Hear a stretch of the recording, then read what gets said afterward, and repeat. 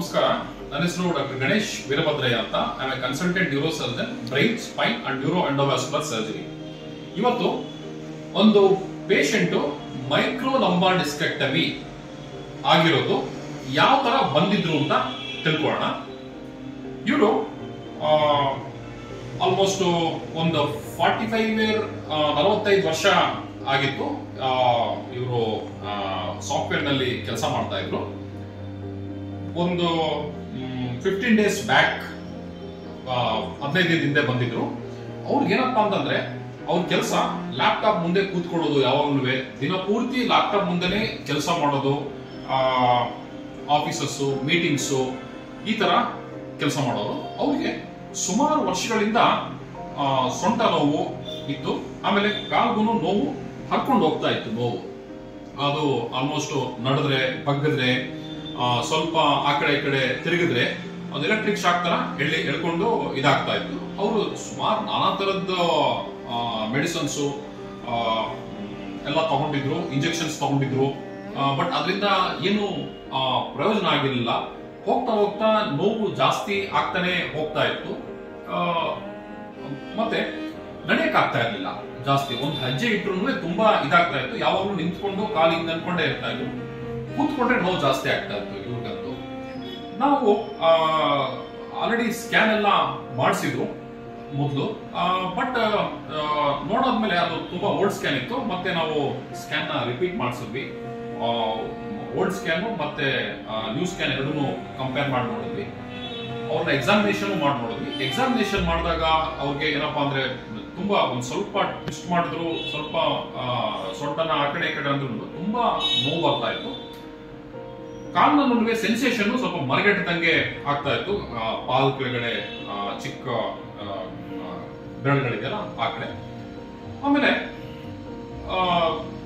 ಅವ್ರಿಗೆ ಹೇಳಿದ್ವಿ, ಯಾವ ಓಲ್ಡ್ ಸ್ಕ್ಯಾನ್ ನ್ಯೂ ಸ್ಕ್ಯಾನ್ ಎಲ್ಲ ಕಂಪೇರ್ ಮಾಡ್ಬಿಟ್ಟು ನೋಡಾದ್ಮೇಲೆ ಅವ್ರದ್ದು ಓಲ್ಡ್ ಸ್ಕ್ಯಾನ್ ಏನಿತ್ತು ಅದು ಮತ್ತೆ ಈಗ ಹೊಸ ಸ್ಕ್ಯಾನ್ ನಲ್ಲಿ L4 L5 ಅನ್ನೋ ಜಾಗದಲ್ಲಿ MRI ಸ್ಕ್ಯಾನ್ ನಲ್ಲಿ ಅದು ಡಿಸ್ಕ್ ಪ್ರೊಲಾಪ್ಸ್ ಅಂತ ಹೇಳ್ತೀವಿ, ಜಾರಿಗಿದ್ದ ಡಿಸ್ಕ್ ಅಂತೀವಿ, ಅದು ಜಾಸ್ತಿ ಆಗ್ತದೆ ಲಾಸ್ಟ್ ಒಂದು 4-5 ಡೇಸ್ ಇಂದ. ಜಾಸ್ತಿ ಆಗಿ ನರನ ಪ್ರೆಸ್ ಮಾಡ್ತಾ ಇತ್ತು. ಆಮೇಲೆ ಎಲ್ಲ ಡಿಸ್ಕಸ್ ಮಾಡಿದ್ವಿ, ಅವ್ರದ್ದೇನು ಟ್ರೀಟ್ಮೆಂಟ್ ಆಪ್ಷನ್ಸ್ ಇದೆಲ್ಲ ಅಂದ್ರೆ. ಅವ್ರಿಗೆ ತುಂಬಾ ನೋವಿತ್ತು. ಡಿಸ್ಕ್ ಆಚೆ ಬಂದು ನರನ ತುಂಬಾ ಸಿವಿಯರ್ ಆಗಿ ಪ್ರೆಸ್ ಆಗ್ತಾ ಇತ್ತು. ಎರಡು ಕಡೆನೂ ಪ್ರೆಸ್ ಆಗ್ತಾ ಇತ್ತು.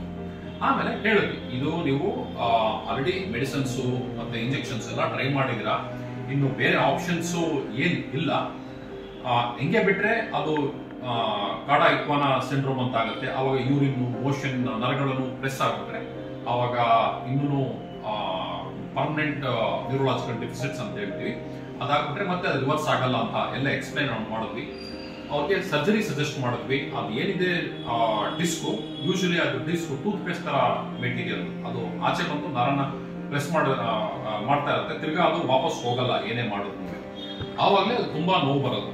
ಅದನ್ನೆಲ್ಲ ಎಕ್ಸ್ಪ್ಲೈನ್ ಮಾಡಿದ್ಮೇಲೆ ಅವರು ಸರ್ಜರಿ ಸಜೆಸ್ಟ್ ಮಾಡಿದ್ವಿ, ಮೈಕ್ರೋ ಲಂಬಾರ್ ಡಿಸ್ಕೆಕ್ಟಮಿ ಅಂತ.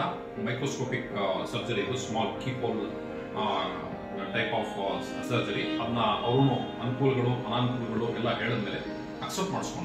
ಅಕ್ಸೆಪ್ಟ್ ಮಾಡ್ಬಿಟ್ಟು ಅವರು ಸರ್ಜರಿ ಮಾಡಿಸ್ಕೊಂಡ್ರು. ಅದನ್ನ ಮೈಕ್ರೋ ಲಂಬಾರ್ ಡಿಸ್ಕೆಕ್ಟಮಿ ಅಂತ ಹೇಳ್ತೀವಿ. ಮಾಡಿಸ್ಕೊಂಡ್ಮೇಲೆ ನೆಕ್ಸ್ಟ್ ಡೇನೆ ನೋವು ಸಿಗ್ನಿಫಿಕೆಂಟ್ ಆಗಿ ಕಮ್ಮಿ ಆಗಿತ್ತು.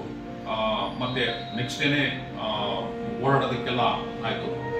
ಏನು ಕಾಂಪ್ಲಿಕೇಶನ್ಸ್ ಏನು ಆಗಿಲ್ಲ. ಈ ಮೈಕ್ರೋ ಲಂಬಾರ್ ಡಿಸ್ಕೆಕ್ಟಮಿ ಏನಪ್ಪಾ ಅಂತಂದ್ರೆ almost 45 minutes to 1 hour operation ಬಗ್ಗೆ ಹೇಳ್ಬೇಕಂತಂದ್ರೆ, ಸೊ ಹಿಂದೆ ಒಂದು ಸ್ಮಾಲ್ ರಂಧ್ರ ತರ ಮಾಡ್ಬಿಟ್ಟು, ಅದು ಕಿಂಡಿ ತರ ಮಾಡ್ಬಿಟ್ಟು, L4 L5 ಅಂತ ಇರುತ್ತೆ, ಡಿಸ್ಕ್ ಆಚೆ ಇರುತ್ತೆ, ಆ ನರನ ಫ್ರೀ ಮಾಡ್ಬಿಟ್ರೆ ಅದು ಡಿಸ್ಕ್ ಎಲ್ಲ ಏನು ಅಂಟ್ಕೊಂಡಿರುತ್ತೆ ನರಗಳಿಗೆ ಅದೆಲ್ಲ ಬಿಡಿಸ್ಬಿಟ್ರೆ ಅದು ಸರ್ಜರಿ ಮುಗಿತು ಅಂತ ಅರ್ಥ. ಅವರು ತುಂಬಾ ಇದನ್ನ ತಡ್ಕೊಂಡ್ರು ಈ ಸರ್ಜರಿನ. ನೆಕ್ಸ್ಟ್ ಡೇನೆ ನಾವು ಎಲ್ಲ ನೋಡಾದ್ಮೇಲೆ ಡಿಸ್ಚಾರ್ಜ್ ಮಾಡಿದ್ವಿ. ಈಗ ಆಲ್ಮೋಸ್ಟ್ ಒಂದು 10 ಡೇಸ್ ಆಯ್ತು. ಈಗ ಆಲ್ಮೋಸ್ಟ್ OPDಗೂ ಫಾಲೋ ಅಪ್ ಬಂದಿದ್ರು. ಪೈನ್ ಎಲ್ಲಾನು ಆಲ್ಮೋಸ್ಟ್ ಸಿಗ್ನಿಫಿಕೆಂಟ್ ಆಗಿ ಕಮ್ಮಿ ಆಗ್ಬಿಟ್ಟಿದೆ. ಏನಪ್ಪಾ ಅಂದ್ರೆ ಆಪರೇಷನ್ ಜಾಗದಲ್ಲಿ ಪೈನ್ ಇರುತ್ತೆ, ಅದು ಮಾತ್ರ ಇದೆ. ಗಿವಿಂಗ್ ದ ಮೆಡಿಸಿನ್ಸ್, ಅದಕ್ಕೆ ಮೆಡಿಸಿನ್ಸ್ ಕೊಡ್ತಾ ಇದ್ದಾರೆ ನೋವು ಕಮ್ಮಿ ಆಗೋದಕ್ಕೆ. ಮತ್ತೆ ಹೋಗ್ತಾ ಹೋಗ್ತಾ ಇದಿನ್ನು ನೋವು ಇಂಪ್ರೂವ್ಮೆಂಟ್ ಆಗ್ತಾ ಹೋಗುತ್ತೆ. ಇದು ನರಗಳ ನೋವು ಮೇನ್ ಆಗಿ ನಾವು ಎಕ್ಸ್ಪೆಕ್ಟ್ ಮಾಡೋದು, ನರಗಳ ನೋವು ಕಮ್ಮಿ ಆಗಿರುತ್ತೆ. ಅದು ಬ್ಯಾಕ್ ಪೇನ್ ಏನಿರುತ್ತೆ, ಆಪರೇಷನ್ ಸೈಡ್ ಪೇನ್, ಅದು ನಿಧಾನಕ್ಕೆ ಹೋಗ್ಬಿಡುತ್ತೆ.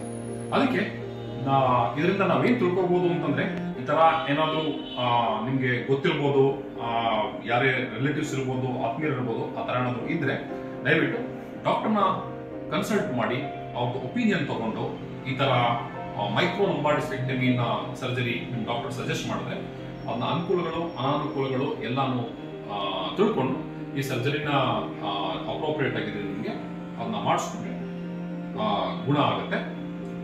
ಈ ವಿಡಿಯೋನ ವೀಕ್ಷಣೆ ಮಾಡೋದಕ್ಕೆ ಧನ್ಯವಾದಗಳು.